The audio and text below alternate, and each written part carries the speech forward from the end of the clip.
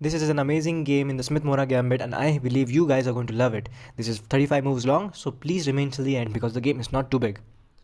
Anyway, the game I started with the white pieces, my opponent was playing with the black pieces. So of course I played Smith-Morra Gambit, but this was the variation of pawn push. These are the starting moves, and then I capture the pawn on d3 and immediately he goes for knight to c6. Knight f3, e5, castling d6, b4, and knight f6, bishop b2, bishop g4, knight b2, d2. This is all standard theory, but some deviations because the bishop to g4 move is usually not played, and the knight to d2 move is usually delayed. First rook to c1 is played usually.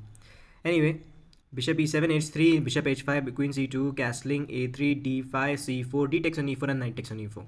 And you come to this position where white has all the pieces aligned onto the black side, and black has all the pieces aligned toward the queen side of the white, so it's difficult for him to play.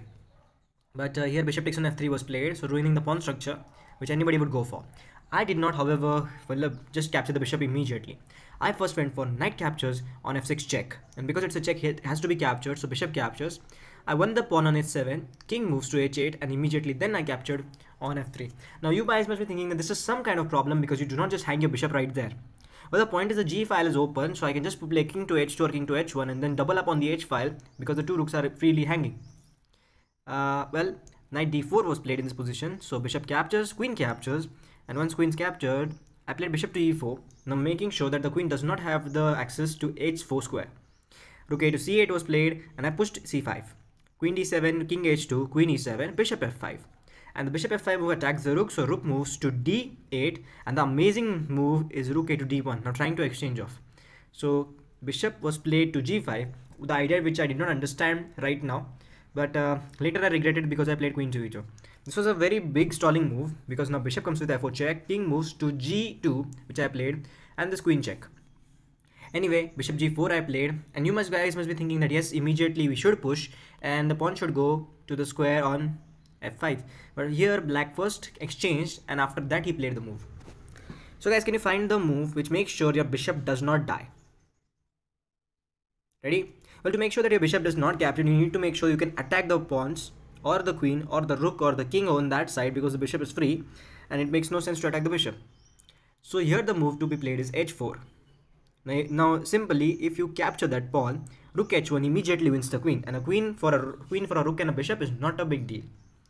Going back to the position, queen g6 was played, and here comes the move rook to d6. Now the amazing move attacks the queen again, and now if the queen moves on the g file, it's just game over because I immediately can capture the pawn on f5. I can also go on h5 with the bishop, and the queen is free, set free completely.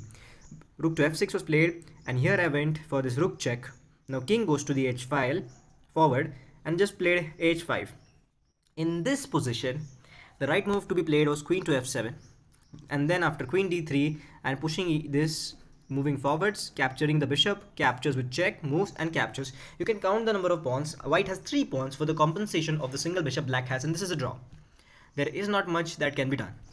However, my opponent after this h5 move went for queen to g5, and can you find the move which immediately wins?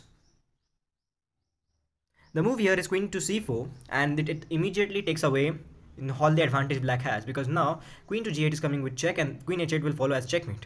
So rook e6 was tried, which is a brilliant move and the only move which sustains yourself for long. So now you capture the rook of opponent and opponent captures your rook, and here bishop captures with check.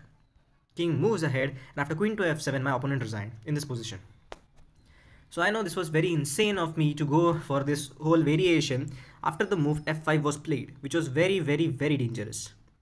And still I was able to, I did succeed after f5 to make sure that my bishop isn't captured, and this insane game happened. So I hope you all enjoyed it. Thank you for watching, and subscribe to my channel to be alert when I upload new videos. Thank you very much.